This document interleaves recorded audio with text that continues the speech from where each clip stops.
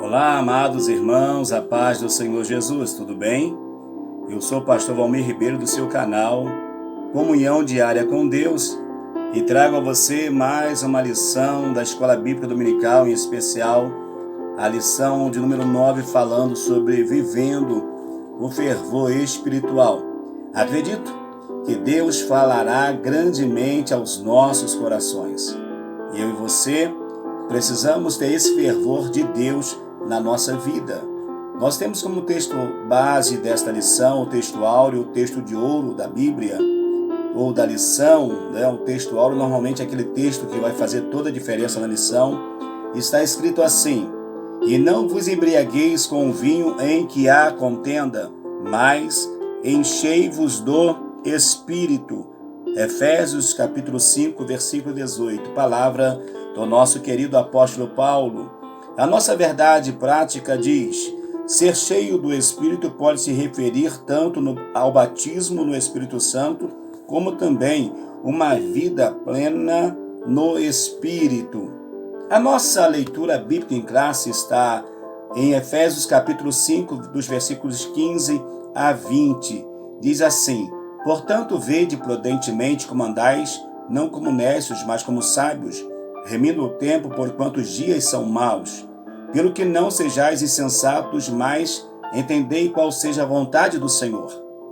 E não vos embriagueis com o vinho que a contenda, mas enchei-vos do Espírito, falando entre vós com salmos, hinos, cânticos espirituais, cantando e salmodiando no vosso coração, dando sempre graças por tudo ao nosso Deus e Pai, em nome de nosso Senhor Jesus Cristo. A nossa lição, ela tem como objetivo geral mostrar a necessidade de se viver o fervor espiritual. Infelizmente, amados irmãos, nós estamos observando um tempo em que as pessoas estão, infelizmente, as pessoas estão com seus corações endurecidos para as coisas de Deus. Então, é bom, é importantíssimo que nós sejamos aptos para viver o que Deus tem para a nossa vida. Os objetivos específicos são destacar a importância da devoção na vida do crente pela palavra e oração, enfatizar a importância de manter-se cheio do Espírito e prevenir a respeito da frieza espiritual. São situações, são coisas que nós precisamos fazer para que nós venhamos nos manter cheio da presença do Senhor nosso Deus. A nossa introdução, ela vai dizer assim: a expressão todos foram cheios do Espírito Santo em Atos 2,4 quer dizer que todos foram batizados no Espírito Santo. E isso já foi estudado na lição 3. Mas nela aprendemos igualmente que cheio do Espírito Santo indica também viver a plenitude ou o fervor espiritual. Vamos analisar melhor essa parte na teologia pentecostal. Amados irmãos, olha só, a pessoa pode ser até uma pessoa que foi batizada no Espírito Santo e, infelizmente, ele não está vivendo uma vida plena no Espírito Santo. Foi batizado, mas de repente o seu testemunho não é um bom testemunho. O seu linguajar não é um linguajar convertido. E isso é muito perigoso. É muito perigoso quando alguém vive dessa forma.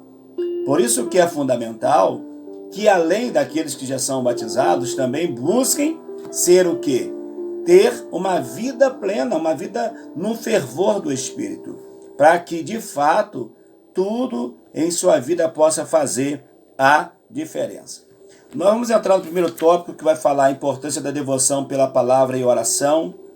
Vamos falar no segundo tópico sobre a importância em se manter cheio do Espírito. E no terceiro tópico, vigilantes contra a frieza espiritual. No primeiro tópico, nós vamos ler devoção, a oração e a palavra, viver sabiamente e também remindo o tempo. Vamos juntos na palavra do Senhor nosso Deus. Seguindo então, nós vamos ver, amados, que no nosso primeiro tópico, a importância da devoção pela palavra e oração, nós vamos ler o seguinte: o apego à palavra e o hábito de orar são indispensáveis à vida cristã. São práticas ensinadas ao povo de Deus desde o princípio, pois Deus fala por meio delas. Deus vai falar por meio da palavra e por meio da oração. A oração é quando nós nos dirigimos ao Senhor e a palavra é quando o Senhor se dirige a cada um de nós. Então é fundamental que nós tenhamos esse hábito tanto de ler a palavra quanto de orar e também a prática do jejum. Tudo isso é fundamental para as nossas vidas. Devoção. A nossa ideia de devoção é de apego. Quando alguém é devoto é porque alguém se apegou em algo, em alguma coisa. Se apegou a alguém, se apegou a um costume, a um dogma, se apegou a um santo. Então, devoção é isso. No nosso sentido, a devoção é um apego às coisas de Deus, é um zelo e dedicação pelas coisas do nosso Senhor. E isso só vai ser possível por meio da oração e por meio da prática da palavra. É fundamental que o crente tenha esse amor pela palavra do Senhor, nosso Deus, e pela oração. Diz ainda que a leitura da Bíblia, a oração e o jejum são importantes exercícios espirituais na vida da igreja, desde o princípio. A igreja do princípio orava, jejuava, porque era importante e tinha comunhão com a palavra, lia a palavra, ensinava a palavra. Tudo é válido, espiritualmente salutar para a vida cristã, mas torna-se eficaz quando acompanhado de santificação e de humildade. Orar é bom, ler a palavra é bom. Tudo isso, praticar o jejum é ótimo para ter uma vida espiritual equilibrada. Porém, amados e queridos irmãos, tudo que fazemos tem que ser humilde, de uma forma humilde. Não pode ser diferente. Precisamos aplicar a humildade nas nossas vidas, ok? Essas práticas, elas serão excelentes para a nossa vida. Então, humildade e prudência para nós é muito importante. A oração e a palavra. Todos nós conhecemos o jargão evangélico. A oração é a chave da vitória. Quem nunca ouviu se dizer que a oração é a chave da vitória? Só que poucos são o que oram. Poucos são o que oram. Poucos são aqueles que têm o hábito ou o gosto de participar dos cultos de oração. E isso é muito prejudicial à vida espiritual da pessoa. Isso é verdade. Não existe vida espiritual abundante sem oração. Segundo a declaração de fé da Assembleia de Deus, a oração é o ato consciente pelo qual a pessoa dirige-se a Deus para se comunicar com Ele e buscar a sua ajuda por meio da palavra ou pensamento. A oração, ela pode ser verbal ou somente você, em pensamento, ligar-se no trono do Senhor nosso Deus. Por meio do nosso pensamento, nós podemos estar orando em todo o tempo. Até porque, para a gente viver essa expressão que Paulo fala, orando em todo o tempo, nós precisamos só fazer isso de pensamento. Não tem como uma pessoa, não tem como nenhum de nós, amados irmãos, por exemplo, estarmos em todo o tempo da nossa vida ajoelhados, de olhos fechados, por exemplo, falando com Deus. Não há essa possibilidade. Mas em pensamento, você pode estar no seu afazer, mas está pensando nas coisas de Deus, está buscando ao Senhor em pensamento. E quando puder verbalizar, você vai usar a sua voz para expressar essa gratidão de servir ao Senhor nosso Deus. Aí diz ainda, amados, o seguinte, esse ato ele é muito importante. A oração é a alma do cristianismo. A oração é a alma. A oração é que dá força. A oração, unido à palavra, é que vai dar vigor à igreja. Porque sem oração e sem a palavra, a igreja vai morrer, ela vai sucumbir mediante a tudo isso que esteja acontecendo. Então é muito importante orar para que a igreja ela tenha a alma, ela tenha a parte espiritual dela sendo alimentada pelo Senhor nosso Deus. O próprio Senhor Jesus Cristo, ele orava, ele tinha o hábito de orar. Essa prática particular deve ser espontânea e contínua. Ninguém obrigava Jesus a orar. Ele orava porque ele precisava orar. Nós também temos que ter esse desejo pela oração, pela busca do Senhor nosso Deus. Não se pode, e aqui já vale um adendo, um pensamento, até para os pais que porventura vão estar estudando esta aula com o pastor Valmir, eu vou te pedir uma coisa: não coloque leitura da Bíblia, não coloque oração, não coloque cantar um hino como sendo uma forma de você castigar o seu filho. Não use a leitura da palavra, não use a oração, não use o louvor como uma forma de castigo. Porque essa criança, quando crescer, ela vai ter um pavor das coisas de Deus. Então ela tem que se sentir amada, querida, e a palavra para ela tem que ser algo lindo, algo fundamental junto à oração. E não como algo que lhe traz traumas. Então, não use esses meios para você atingir os seus objetivos. Pelo contrário, a palavra tem que ser estudada com carinho, a oração tem que ser algo prazeroso. Ninguém deve ser obrigado a orar. A oração tem que ser uma necessidade nossa. Se eu não posso orar muito tempo, eu oro pouco tempo. Mas o importante é orar. Se eu não posso ler a Bíblia toda em 6 meses, em um ano, eu leio um versículo, 2 versículos, um capítulo por dia. O importante é estar em contato com a palavra de Deus. No 3 diz, o viver sabiamente. Esses exercícios espirituais devem ser colocados em prática no dia a dia.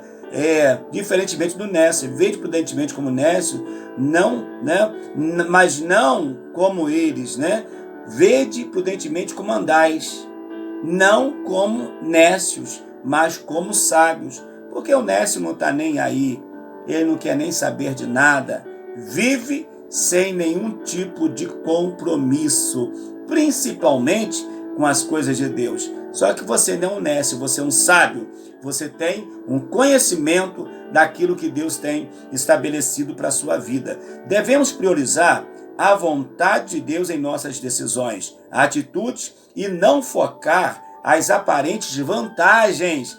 Tem crente que só gosta de tirar vantagem, só gosta de tirar proveito das coisas. Isso é pensamento de pessoas que não têm um compromisso com Deus. Nós não podemos ser assim. O modo de vida do crente não pode ser o mesmo padrão do mundo. Romanos 12:1 vai dizer que precisamos transformar, precisamos sofrer quando estamos no Evangelho, uma transformação extraordinária. Remindo o tempo. Essa frase diz muito mais do que parece à primeira vista. O verbo remir é uma ideia de comprar de novo, resgatar, aproveitar o melhor possível. Ou seja, aproveitar o melhor possível. Você já viu quando uma dona de casa, por exemplo, vai descascar uma batata?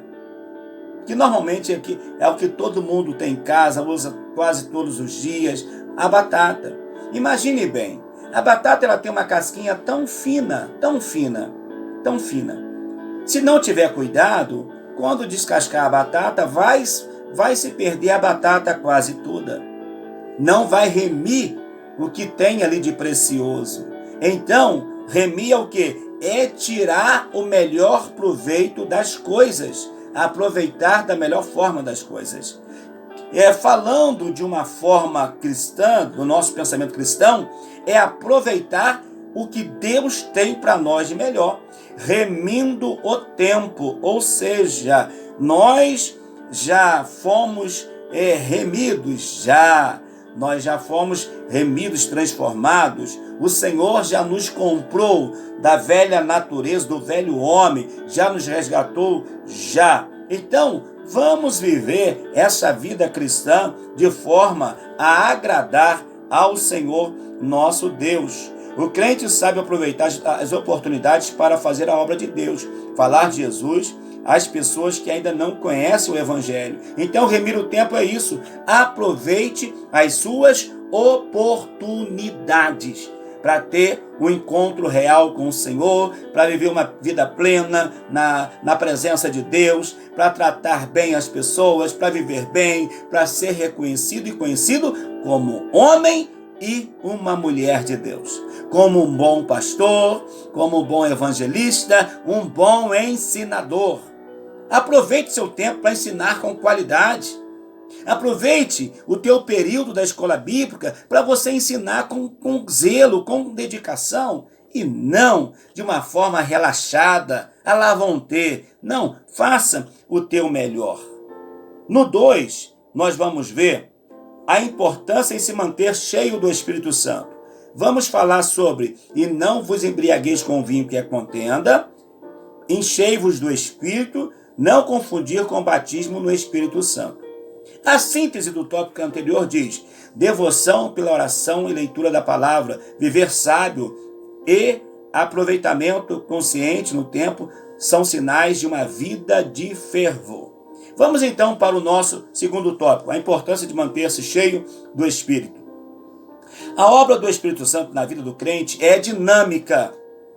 O Espírito Santo, a exemplo do que ele fazia no Gênesis, lá no primeiro capítulo de Gênesis, que ele se movia, ele é dinâmico na vida da igreja. É o Espírito Santo que traz um dinamismo à vida da igreja. A igreja só está em movimento por causa do Espírito Santo. Senão ela seria uma igreja raquítica, uma igreja fadada ao fracasso. Mas é o Espírito Santo que atua, que age, que opera o milagre. Então, uma vida no Espírito Santo é ter uma vida dinâmica. Ele não fica estático a partir da conversão. Ah, você se converteu, o Espírito Santo não faz mais nada. Mentira! Ao se converter, o Espírito Santo começa uma obra na sua vida e o apóstolo Paulo vai dizer que essa obra vai ser aperfeiçoada quando chegar o dia derradeiro, o dia final. Enquanto estamos aqui, o Espírito Santo está trabalhando na nossa vida. Lembre-se que o primeiro tópico vai dizer que para nós termos uma vida plena com o Espírito Santo, além de orar, além de jejuar, além de buscar, nós temos que ter comunhão com Ele. Quer ter uma vida próspera? Tenha comunhão com o Espírito Santo. O 1 vai dizer: e não vos embriagueis com vinho, em que há contenda, com certeza. Diz assim, essa frase é como a Septuaginta traduz: não olhes para o vinho. A passagem em Provérbios explica as consequências destrutivas da bebedeira e a compara com a picada de uma cobra. A palavra usada para contenda significa também devassidão e dissolução. Esses termos são importantíssimos são importantíssimos e também são incomparáveis com a ética que nós devemos viver. Nós não podemos ter uma vida dissoluta e nem uma vida de devassidão. Não podemos ser devassos, porque os devassos não têm parte no reino de Deus. Mas é muito comum entre os pagãos que procuram buscar felicidade nos prazeres mundanos, que resultam sempre em desgraça. Ou seja, o vinho em que há contenda é o vinho dissoluto, é o vinho que vai trazer perturbação, é o vinho que vai levar a pessoa a se afastar de Deus. Eu tenho um vídeo que eu falo aqui no nosso canal falando sobre alcoolismo, o perigo do alcoolismo. Infelizmente, o alcoolismo, talvez não de uma forma muito velada, mas está no meio do povo de Deus. Infelizmente, pastores, líderes que se embriagam, outros tomam overdose, como nós vimos esses dias aí, tempos atrás. Enfim, por quê? Porque acha acha o frescor, né? acha de repente bonito manter uma aparência diante das pessoas, diante da sociedade, quer fazer o politicamente correto. Não, quem está me dando uma garrafa de vinho é uma pessoa alta, do alto escalão da sociedade. Então, não pense assim. Esse vinho pode trazer contenda. E quando nós falamos de vinho também, nós sabemos que a alegria produzida pelo vinho, ela tem que ser uma alegria saudável. E não uma alegria que vai levar a pessoa a se envergonhar, a ficar sendo motivo de chacota pelas outras pessoas. Use o que você tem de melhor, mas use em benefício da presença de Deus. Os mundanos, os ímpios, os iníquos, isso para eles é comum, mas não pode ser prática nomeada no meio do povo de Deus. Principalmente de nós que dizemos que somos pentecostais, principalmente de nós que dizemos que somos o templo do Espírito Santo. Ah, pastor, mas eu conheço um pastor que bebe. O problema é dele, não é seu. Você não deve fazer. Ah, mas lá na igreja as pessoas bebem. Problemas é delas, você não deve fazer. Você se mantenha templo do Espírito Santo, ok? 2. Mas enchei-vos do Espírito. Essa expressão indica renovação, novo enchimento do Espírito. A ação do Espírito na vida cristã não é estática, como já falei anteriormente. Nele somos renovados no nosso dia a dia. Paulo vai dizer, aquele que está em Cristo, nova criatura é. Nós somos renovados dia a dia, né? Todos os dias. A cada culto você sai do culto melhor. Você sai do culto mais crente, mais renovado, mais firmado, mais edificado em Cristo. Então vamos ser renovados pelo Espírito Santo. Não, o crente não precisa das práticas mundanas, não. Ele pode ter uma alegria, ele pode ter um prazer de viver, mas segundo o modo do Senhor. Vamos mudar o nosso modo vivendes, da nossa natureza pagã, da nossa natureza gentílica, da nossa natureza pecaminosa, e vamos adaptar o nosso modus vivendes aqui. Deixa eu pegar aqui para falar um pouquinho. Olha, vamos adaptar o nosso modus vivendi, sabe? À palavra de Deus. Não é a palavra de Deus que deve se adaptar ao meu modo de viver. Não, porque seria muito cômodo, eu esqueço que existe aquilo que contraria o meu pensamento e deixo para lá, mas não é isso. Eu, pastor Valmir, que devo me adaptar, que devo me moldar segundo o modus vivendi que a Bíblia ela vai me ensinar. Pegou?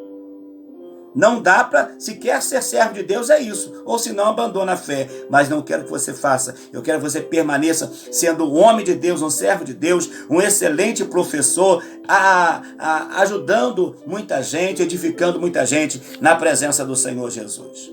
Maravilha. Vamos então ser renovados, ser cheios, renovado na plenitude do Espírito. Não confundir com o batismo no Espírito Santo. Isso já foi estudado na lição 3. Em outras passagens, cheios do Espírito Santo, diz respeito ao batismo no Espírito. Mas não é o caso em Efésios 5,18. O batismo no Espírito Santo é uma experiência distinta de conversão. Nós sabemos muito bem. O batismo é uma coisa. O batismo é um revestimento a mais. O Espírito Santo tem todo aquele que recebe Jesus. Até porque, para aceitar Jesus, precisa ter o Espírito Santo. Se o Espírito Santo não trabalhar, não tem salvação. Se o Espírito Santo não agir, não tem libertação. Se o Espírito Santo não fizer, não há quem vai fazer a pessoa aceitar o Senhor Jesus. Então é fundamental que nós, além de já termos recebido o Espírito Santo, nós sejamos renovados a cada dia, cheios a cada dia desta plenitude tão espiritual. Conversão é uma coisa, e ser cheio do Espírito Santo é aquele momento diário em que você vai ter uma busca constante das coisas de Deus. É evidente que ser cheio do Espírito Santo se refere à plenitude do Espírito Santo. a síntese desse tópico vai dizer: viver cheio do Espírito é o oposto de viver em contendas, confusão, devassidão. Ser cheio do Espírito Santo combina com algo lindo, maravilhoso, e não combina com a embriaguez do vinho. Não seja dado ao vinho, porque o vinho te levará a ter um distanciamento da ação do Espírito Santo. 3. Vigilantes contra a frieza espiritual. Falaremos sobre o testemunho transbordante, dar graças em tudo e sujeição. Vamos lá então. Você deve se lembrar de um dos requisitos para compor o grupo de 7 diáconos. Era o quê? Para que fosse diácono na igreja primitiva, precisava ser cheio do Espírito. Como identificar alguém que é cheio do Espírito? O apóstolo apresenta pelo menos 3 características: testemunho, vida de gratidão e de submissão. É isso que nós vamos ver agora. Testemunho transbordante é um sinal evidente, ou seja, quando você está cheio do Espírito Santo, a sua vida vai ser uma vida de constante adoração, uma vida de louvor, uma vida alegre, uma vida que expressa alegria, que expressa comunhão. Você vai ter o prazer de cantar os cânticos congregacionais que você não canta, que às vezes você não canta. Você vai ter o prazer de fazer a leitura bíblica, que às vezes você não tem o prazer de fazer. Você vai ter o prazer de quando alguém falar, vamos levantar um clamor, você vai ter o prazer de fazer um clamor. Isso é uma vida transbordante. Você vai ter o prazer de, quando tiver a oportunidade, como diz o apóstolo, apresentar um salmo, apresentar uma palavra, uma mensagem do evangelho. É isso que é uma vida transbordante. Se você não tem essa vida transbordante, é porque está faltando alguma coisa. Então, o testemunho transbordante de alguém que conta, a gente até brinca aí, né, irmãos, que o púlpito da igreja não é para trazer testemunho, mas é para trazer testemunho. Algo que edifica, algo que vai fazer a diferença.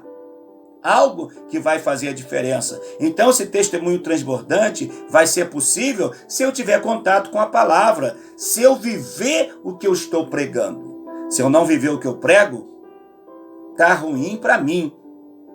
Eu não vou conseguir expressar o que, na verdade, o que o Senhor está querendo de mim. Então, os salmos são o saltério de Israel, o livro de salmos, às quais o Espírito dava uma vida nova. Eles tinham prazer de subir as escadarias do templo, por exemplo, cantando os cânticos de degraus. Você vai ver vários salmos, está lá, cânticos de degraus. Eles tinham prazer de louvar a Deus. E você tem o prazer de louvar a Deus? Se você tem uma vida transbordante, você vai ter o prazer. Se não, mude esse conceito aí, em nome de Jesus. Nós temos a nossa harpa cristã, nós temos os cânticos que fazem parte dos cânticos congregacionais, nós temos os louvores avulsos, os conjuntos, como vimos na lição anterior. Nós vimos que nós temos a nossa liturgia, mas essa liturgia tem que ter a presença do Espírito Santo. Outra coisa que já está faltando em nosso meio, ouvir os cânticos espirituais. Quando alguém começa a cantar e de repente canta aquele hino lindo, maravilhoso, quando é expresso em línguas estranhas, a igreja se renova. Oh, coisa gloriosa! Isso é fundamental para nós, amados. Tenha esse prazer, querido. Tenha esse prazer, minha querida irmã, de louvar a Deus, de buscar a presença do Senhor. Os cantos espirituais não são palavras premeditadas. Elas não são, é o Espírito Santo que vai dando na hora e a pessoa vai louvando a Deus. E o céu vai descendo no meio do povo. Segundo, dar graça em tudo. Nesses dias de pandemia de Covid-19, não está fácil dar graças em tudo. Mas precisamos agradecer. Por quê? Devemos dar graça em tudo, porque esta é a vontade do Senhor. A questão da graça marca a vida do crente. E aquele que é cheio do Espírito Santo, ele tem uma vida alegre. Esses dias eu testemunhei que um dos momentos mais edificantes da minha vida, não quero parar aqui, um dos momentos mais edificantes da minha vida espiritual foi quando eu e mais 2 jovens da igreja na época, nós trabalhamos na diretoria jovem da igreja e nós fazíamos visitas a novos convertidos e a pessoas que estavam doentes como um todo, mas principalmente os jovens. E nós visitamos muitas pessoas e chegamos a visitar pessoas bem velhinhas, bem doentes, e quando perguntávamos sobre a fé, elas diziam assim: eu estou feliz, eu estou doente, mas eu estou alegre de estar servindo a Deus. Então, querido, essa questão de dar graças em tudo é isso. Mesmo que teu corpo físico esteja debilitado, sabe? Mesmo que de repente você até recebeu um laudo negativo, mas entenda que toda a tua vida está nas mãos do Senhor. Toda a tua vida pertence a Deus. E toda e qualquer situação difícil, ela pode passar, ela vai passar, acredite. Porque é o Senhor que transforma isso em milagre. É o Senhor que traz à existência o milagre. Então acredite, meu amado. Acredite, minha amada irmã. Vamos dar graças em tudo, porque essa é a vontade do Senhor. O Espírito Santo nos capacita a levar uma vida de gratidão a Deus, né, Pai, centrado em Cristo. Ou seja, eu direciono a minha adoração, a minha gratidão. Você deve direcionar a sua adoração e a sua gratidão a Deus, por meio de Jesus Cristo, com a ajuda intercessória dele mesmo, do Espírito Santo. O Espírito Santo vai motivar o teu coração, vai motivar a tua mente a por meio de Cristo, oferecer louvores ao Senhor. Aí o Pai, por meio de Cristo, vai enviar ao Espírito Santo a vitória que você precisa para a tua vida, para a tua casa. Onde o Espírito Santo aparece com o Pai e o Filho, né? É a ideia da pericorese, que nós temos um vídeo aí que fala sobre a pericorese, que é a ação do Pai e do Filho, os 3 trabalhando em conjunto. O Espírito Santo recebe a nossa oração, conduz a Cristo e Cristo leva ao Pai. Por isso que quando nós encerramos a oração, é sempre bom usar o princípio de orar em nome de Jesus, orar ao Pai em nome de Jesus e, consequentemente, com a ajuda do Espírito Santo. 3, para concluir a nossa lição, sujeição. A sujeição é algo muito importante. Nós já falamos do testemunho, já falamos da graça, e sujeição é muito importante, mas às vezes as pessoas não querem ser sujeitas. Não querem ser sujeitas ao Senhor, não querem adorar o Senhor, não querem glorificar o Senhor, não querem buscar o Senhor. Então, sujeição é uma ideia de quebrantamento, é a humildade que expressa a plenitude do Espírito. O Espírito Santo é humilde, Jesus é humilde. O Filho foi sujeito ao Pai. O Espírito Santo, para nós entendermos, está sujeito ao Filho, no sentido de que os 3 trabalham em comum. O Pai enviou o Filho veio. Jesus enviou o Espírito Santo veio. E por que eu e você vamos ser orgulhosos? Porque eu e você, nós vamos ser obreiros, pastores, quem sabe ministros, até de nariz em pé, pensando ser uma coisa? Não, amados. Vamos ser humildes, porque o Senhor tem prazer em exaltar humildes e abater exaltados. Humilhai-vos, como diz Tiago, não é isso? Humilhai-vos perante a potente mão de Deus. Porque se nós nos humilharmos diante de Deus, Ele vai nos exaltar. A submissão é outra consequência de uma vida na plenitude do Espírito Santo, pois o Espírito nos capacita a essa sujeição. Oh, maravilha! É dever cristão se submeter às autoridades constituídas, sim. Temos leis? Vamos obedecer às leis civis, as leis municipais, as leis estaduais, as leis governamentais. Vamos obedecer, desde que essas leis não contrariam a ortodoxia bíblica. Se a lei dos homens for contra a lei de Deus, importa mais agradar a Deus do que os homens, diz o apóstolo Pedro, juntamente com João. Agora, se a lei dos homens não tem nada que vai contrariar a palavra, então vamos obedecer. E além de que nós temos o compromisso de orar por todas as autoridades constituídas. Até aqueles que a gente entende que de repente não está servindo para nada. A verdade é essa. Porque às vezes tem pessoas que só usam o nome, mas não estão ajudando, não estão apoiando, não estão fazendo nada. Mas ainda assim está lá porque Deus permitiu. E agora? O nosso dever é orar e obedecer às leis que estão sendo feitas. Então essa sujeição é importante. Do mesmo modo é na igreja. Eu sou um pastor, mas eu tenho um pastor presidente sobre mim. Eu sou um pastor que sou um vice-presidente, mas eu tenho o meu pastor Israel do Couto, na minha igreja Assembleia de Deus de Teresópolis, que ele é meu presidente. Então eu devo honrá-lo. Eu devo obedecê-lo até o momento que ele continue firme com a palavra. Enquanto ele continuar firme com a palavra, ensinando o que ele ensina sempre para nós, ter uma vida casta, uma vida santa, uma vida de testemunho, uma vida da melhor forma possível, tratando os membros da igreja, amante da palavra, amante da harpa cristã, passando para nós boas lições. Por que não obedecer? Se nós obedecermos, nós iremos usufruir do bem de Deus na nossa vida. Então nós temos pessoas que estão acima de nós. De repente você trabalha, você tem um patrão. Você trabalha para um irmão crente, para uma irmã crente. Olha, saiba que ele exerce autoridade sobre a sua vida. E você deve saber que você precisa respeitá-lo e honrá-lo. Não é fazer de qualquer maneira porque é para o teu irmão. Não faça isso, que Deus não se agrada. Faça como você estivesse fazendo para o Senhor.